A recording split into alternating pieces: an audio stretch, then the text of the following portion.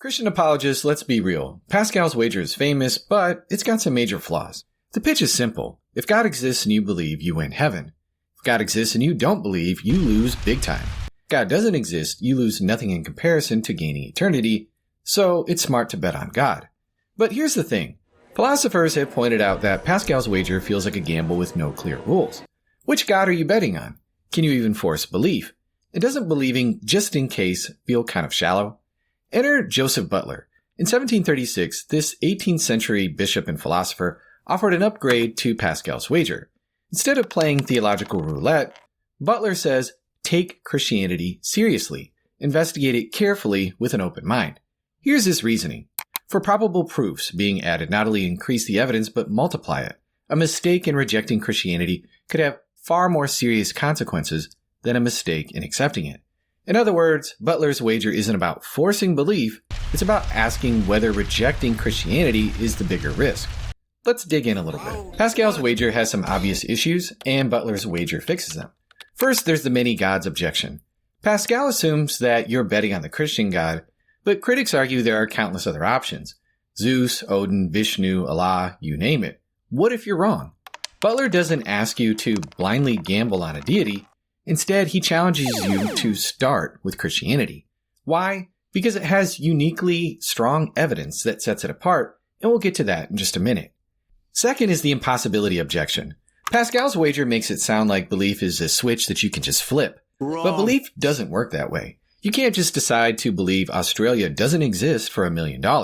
Butler gets it. He's not asking you to force belief. He's asking you to carefully investigate. Inquiry is voluntary, rational, and evidence-driven. If Christianity isn't true, you won't believe it. But if the evidence convinces you, belief flows naturally. Third, there's the irrationality objection. Isn't believing for a reward just kind of selfish? Critics of Pascal's wager argue that belief should be based on evidence, not self-interest. Butler's wager aligns perfectly with evidentialism. It's not about believing for the reward, it's about carefully weighing up the evidence and following it where it leads. So why investigate Christianity and not, say, Islam or Buddhism? Fair question, but Christianity makes bold historical claims, none bigger than the resurrection of Jesus. The resurrection wasn't a whispered legend. It was publicly proclaimed right after Jesus' death in Jerusalem, the very place it happened. The apostles didn't just preach it, they preached it under hostile scrutiny, risking torture and execution. People don't willingly suffer and die for something they know is a lie. Now, compare that to Islam. The Quran denies Muhammad performed miracles. Say, for example, Surah 2950, which says, I am only a clear warner. And the miracle stories in the Hadiths come much later, with zero risk for promoting them. Krishna, his miracles like lifting a mountain were written centuries later, blending legend with theology. Buddha, stories of him taming elephants or walking at birth emerged hundreds of years after his life.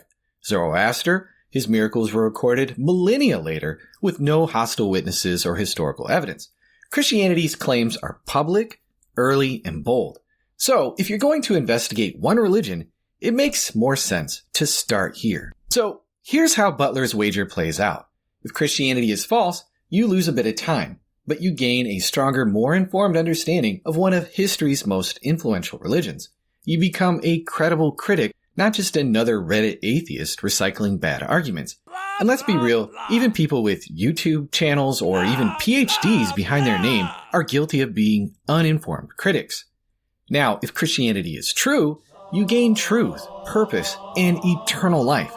That's a really big deal. The stakes are high, but the cost of entry is small. Are you willing to give Christianity a fair shot? You'll know that you've taken Butler's wager when you can present the strongest case for Christianity and explain why you still reject it. Now, I've been following the whole apologetics, counter-apologetics movement for over a decade, and I've yet to see this done. Personally, I would love to see skeptics take me up on this challenge. And I can guarantee you that the people that will be most offended at this video are the people who could stand to take the challenge the most.